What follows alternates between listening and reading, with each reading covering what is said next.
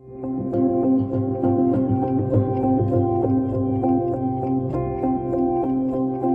name is Dr. Antony Levatino. I'm a practicing obstetrician-gynecologist, and I've performed over 1,200 abortions. Today I'm going to describe a second trimester surgical abortion called dilatation and evacuation, or D&E. A D&E is performed between 13 and 24 weeks of pregnancy. After administering anesthesia, the abortionist uses a weighted speculum, like this one, that opens the vagina widely. Because second trimester babies are so large, this greater access facilitates a late-term abortion. Late-term abortion requires that the cervix be prepared 24 to 48 hours in advance with laminaria. Laminaria is a type of sterilized seaweed that absorbs water over 8 to 12 hours and swells to several times its original diameter. Once removed, metal dilators can be used to further open the cervix as needed. Once the cervix has been stretched open, the suction tube is placed inside. A baby at 20 weeks gestation is as big as the length of my hand, from head to rump, not counting the legs. The suction machine is turned on, and pale yellow amniotic fluid surrounding the baby is suctioned out through the catheters. With babies this big, they don't fit through catheters this size. The baby's bones and skull are too strong to be torn apart by suction alone. This is a Sofer clamp. A Sofer clamp is made of stainless steel. It's about 13 inches long. The business end is about 2.5 inches long and 1/2 inch wide, and there are rows of sharp teeth. This is a grasping instrument. When it gets a hold of something, it does not let go. The abortionist uses this clamp to grasp an arm or leg. Once he has a firm grip, the abortionist pulls hard in order to tear the limb from the baby's body.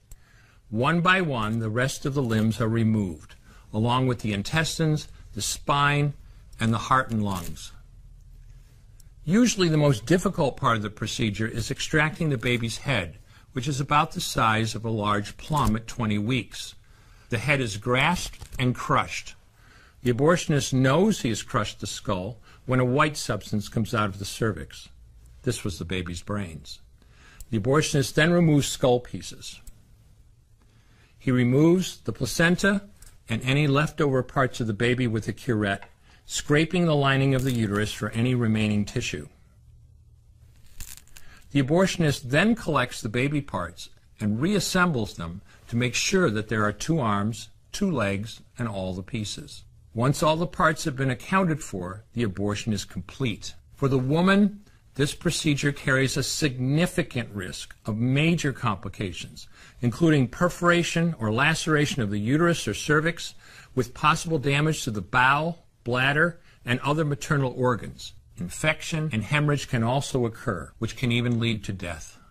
Future pregnancies are also at greater risk for loss or premature delivery due to abortion-related trauma and injury to the cervix. As I mentioned at the beginning, I'm Dr. Antony Levatino, and in the early part of my career as an OBGYN, I performed over 1,200 abortions. One day, after completing one of those abortions, I looked at the remains of a preborn child whose life I had ended, and all I could see was someone's son or daughter. I came to realize that killing a baby at any stage of pregnancy for any reason is wrong. I want you to know today, no matter where you're at or what you've done, you can change.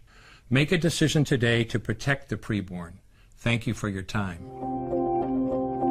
I will no longer do any more abortions. When you finally figure out that killing a baby that big for money is wrong, that it doesn't take you too long to figure out it doesn't matter if the baby is this big or this big or this big or maybe even this big, it's all the same. And I haven't done any since then, and I never will.